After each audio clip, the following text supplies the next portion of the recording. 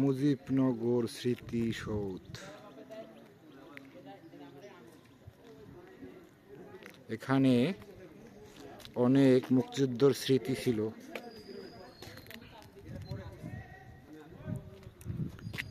এখানে অনেক মুক্তিযুদ্ধের স্মৃতি ছিল, যেগুলো ভেঙে চুরে চুরমার করে দিয়েছে ছাত্র সমাজ। এ হলো বাংলাদেশের শিক্ষিত ছাত্র সমাজের কাজ। কি সুন্দর আইনা ছিল দৃশ্যটা দেখার জন্য, সব ভেঙে দিল।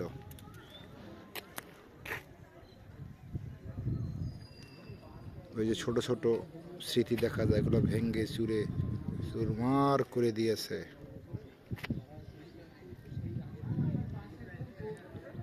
মুক্তিযুদ্ধের কোনো স্মৃতি বাংলাদেশে থাকবে না, এই হচ্ছে এদের কাজ।